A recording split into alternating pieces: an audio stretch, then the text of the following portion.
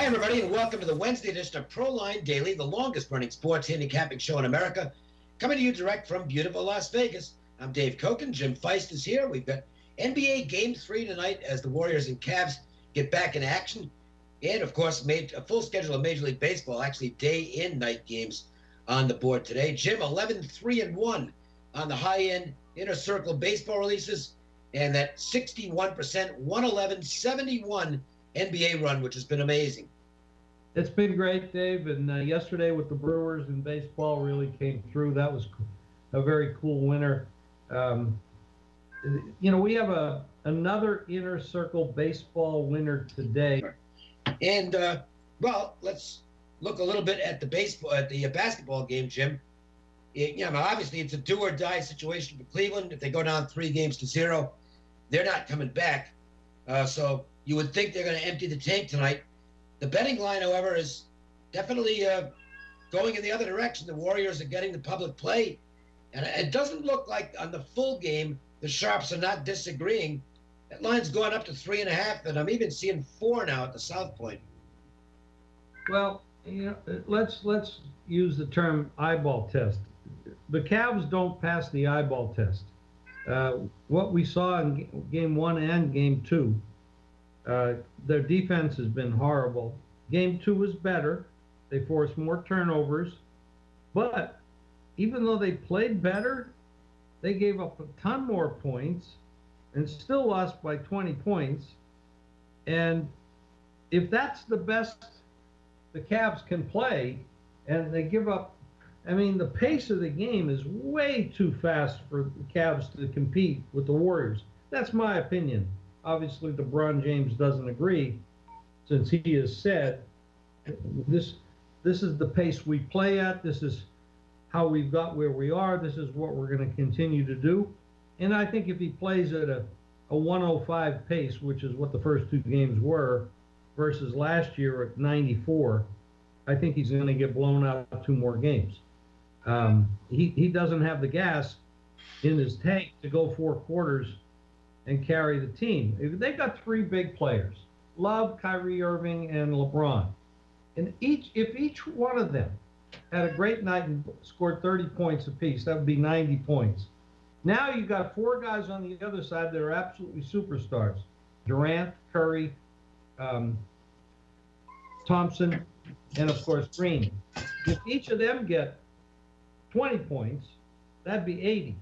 Now the problem then comes in, they're not going to really hold Durant and Curry down to 20 points. They're going to probably get 30 each. So that'd be 100.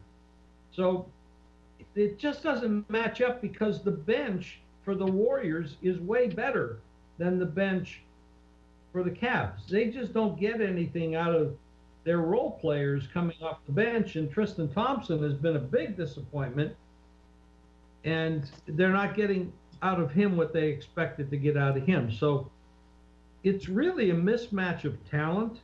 And of course, when you build a super team like this, it's going to be hard for anybody to match up with them. And that's why they're 14-0 in the playoffs, which is remarkable. And they do have a chance to set a record at 16-0. And knowing how hard they went after the record last year in the regular season wins, they're going to be motivated to do that. Not that they wouldn't be anyway. But I think the Cavs are really up against it. And I don't think they can run with this team for a full 4 quarters. I think in the 4th quarter they get gassed. LeBron was gassed in the last game. He's a remarkable player, but he can't do it by himself. And Irving hasn't played that well. Love is playing very well. But if Irving picks up the pace and can pop in a 30 or 40 night, that would make a big difference, because they really have to overcome the weakness that they have in their role players. One thing to note on this game, we talked about the line and what has happened there. It's gone from 2 to 3.5. That 2 was gone immediately. That was posted right after Game 2, and it was gone in a blink. Went to at least 2.5, and it's continued to go up. I think it's probably going to close 4. But note that the first half line is not budging off Pick'em. So if you're a sharp analyst, you know what's happening, at least in terms of the betting action on the game, and take that for what it's worth when sizing up what you're going to do with this matchup tonight. All right, let's go to baseball. And round 2 of the rivalry is tonight, Red Sox and Yankees. The Red Sox hang on last night, and, John Farrell pretty much pulled out all the stops to get this one in the win column. He went 123 pitches with Drew Pomeranz. That's 10 more than he's ever thrown in his entire Major League career. Well, might want to mark that down for Pomeranz's next start. I will definitely be looking at possibly playing against him next time he takes them out. I mean, that is a big number of pitches for Pomeranz. And that was only 5 innings, by the way. So the Yankees did a great job of inflating that pitch count last night, fouling off a ton of pitches in several at-bats. And then Farrell also went to Kimbrel in the 8th inning. And it actually, he blew him away in the 9th, but in the 8th inning, there was a third strike that got away from the catcher, and that added about 15 pitches to his pitch count. So I wouldn't think that I think there's a good chance Kimbrel's not even available tonight. It was, 1 1/3 innings doesn't sound like all that much, but it was a long 1 1/3 innings because of what happened in the 8th inning. Red Sox are playing a lot better. 11-4 in their last 15. They're finally rounding into form. Benintendi seems to have gotten out of his slump. Jackie Bradley Jr. swinging the bat well. Their offense is starting to come around some. Rick Porcello isn't, though. He's a disappointment right now. I know he's had some tough luck, but Jimmy's 3-7, and that's a long way from where he was last year when he won the Cy Young. And his walk to strikeouts is excellent, but 96 hits in 74 innings. That's hittable. I mean, you can use all the metrics you want. 96 hits in 74 innings is still a ton. And now the Yankees are very good offensively against right-handers. CC Sabathia, not exactly reliable for the Yankees. He has been, I guess you could say better lately. The Yankees are certainly winning his starts. They've won 8 of his last 10. Very poor ERA at home, despite a good record. The situation would appear to favor the Yankees tonight. I'm not sure. See, where's the line right now? Yeah. Yankees have definitely gotten some play, and it's gone to a 118. That seems to be a mix of public and sharp money. I can't disagree with it either. I mean, if at Pick'em, I think I'd be on the Yankees. I'm not crazy about laying the 6-5. The game opened, Dave, in the 2 key spots I'm looking at. The Yankees were a slight favorite, but the money immediately went to Boston, and they switched to being the favorite. And right. Now it's come back. So there's been a trade-off both ways on this. When you look at Sabathia's numbers, the 6.17 ERA, 150 WHIP at home, 4-0 record. But when you look at his recent outings, better.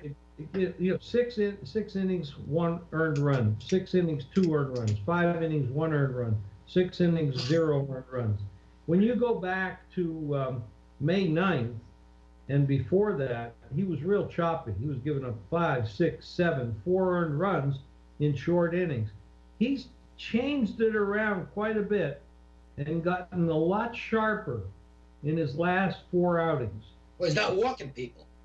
But that definitely helps. You can't put those freebies on base. Yep.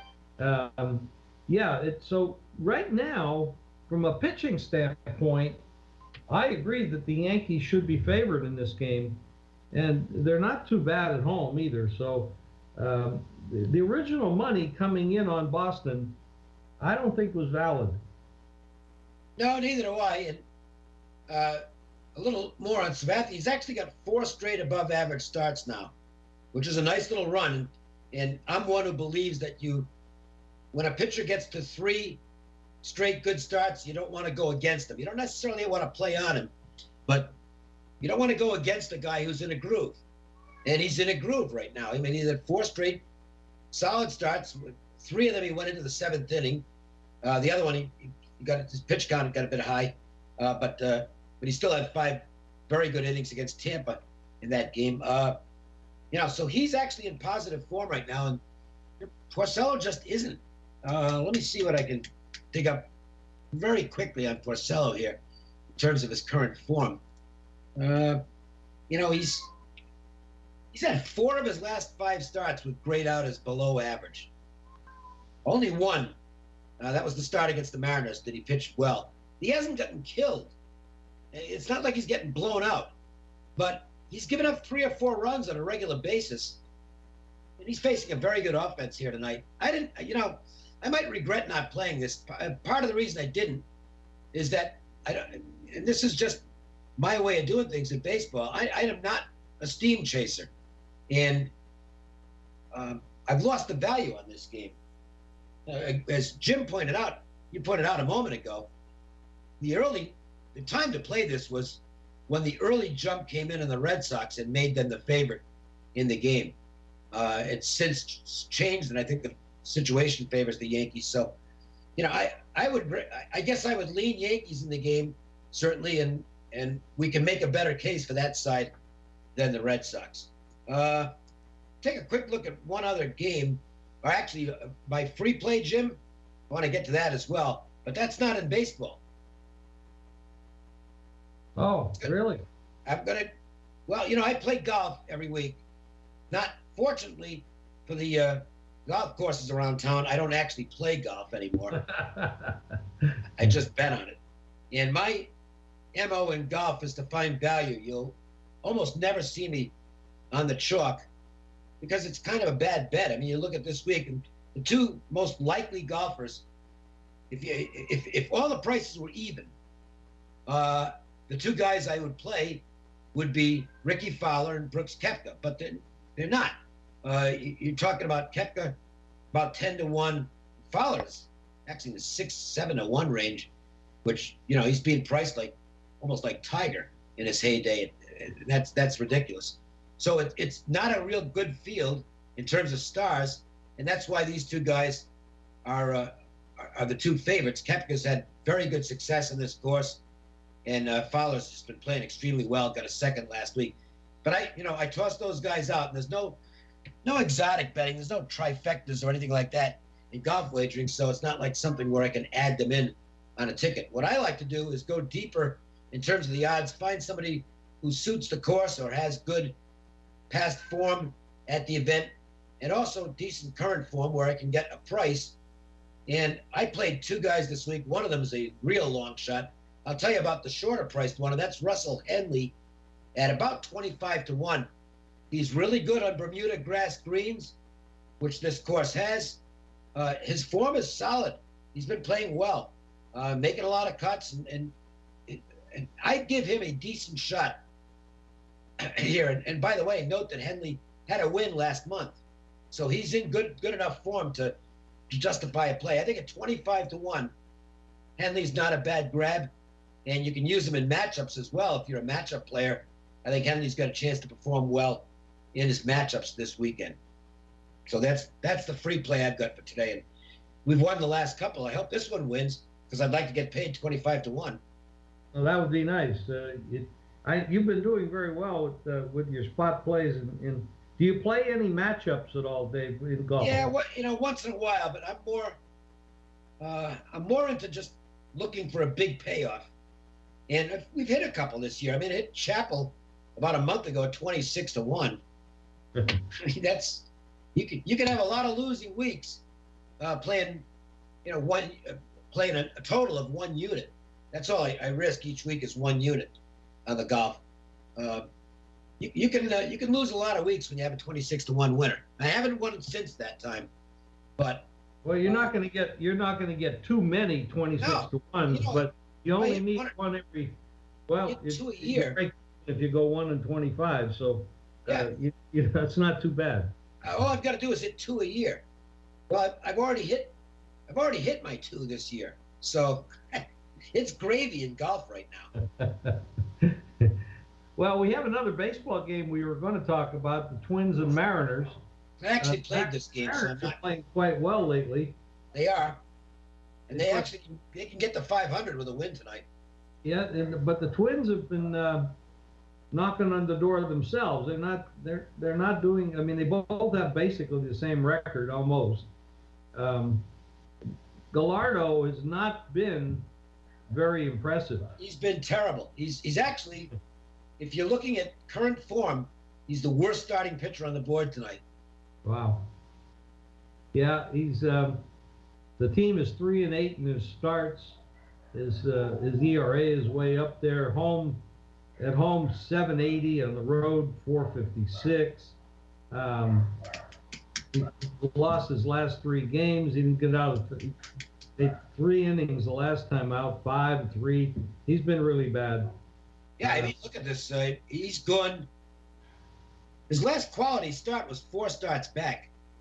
His last 3 starts, 3 innings, 6 hits, 5 runs, 5 1/3 innings at Boston, 7 hits, 3 runs, but he had 6 walks in that game. And then 3 2/3 innings, 9 hits, 10 runs, 9 of them earned. That's not a go-with pitcher right now. No, but the problem is the other side got a pitcher that's going to be. Then it's likely this is the kind of game that's going to get down to the bullpen. Oh yeah, but he is a 5 or 6 inning kid right now. The Twins bullpen hasn't exactly been sensational. I think one approach here is to. I think the Twins have a decent chance to get the Gallardo. This could be a game where if the Twins get the lead, you might want to consider a live bet on the Mariners if they become dogs. How can you not bet this game over? Well, I'll give you one reason. The Mariners aren't exactly great against lefties. They're much better. They're much better offensively against righties. And Mejia's actually hasn't been bad lately. I mean, if you look at his recent games, I mean, he's not going to be a world beater. But let me get to him here. Take me 1 second. Oh, wait a minute. Okay.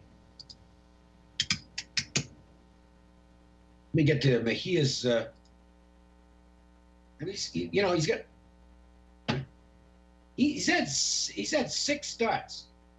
Now, 2 of those starts, he's never given up more than 3 runs. It should be pointed out, he gave up 3 runs in 2 2/3 innings in one start, and 3 runs in 1 2/3 innings in another start, and then they got him out of there.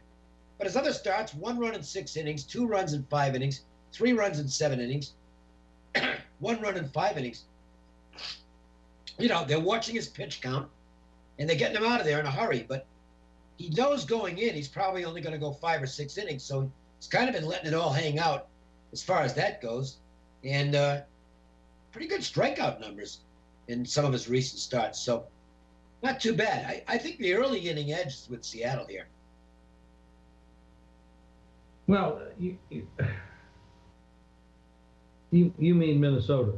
I meant Minnesota. Excuse me. Yeah. The early part of the game, you can move down to that level, but let's see I can see where Mejia's games, even though he's not going that deep, he's only gone once deep to the 7th inning. He's probably one of those games you just got to lay off of, I guess. He's 90 pitches, and that's pretty much it. But at least he knows that going in. Hey, if you want to get free plays every day on a recorded message from our Vegas experts, call 888-294-1970. And you can follow me on Twitter, Facebook, and Instagram at Jim Feist Sports. Plus, you can get free plays daily by texting GAME, G-A-M-E, to 25827. And meanwhile, thanks for joining us. For Jim Feist, I'm Dave Cook, and we'll see you on Thursday with another edition of Proline Daily.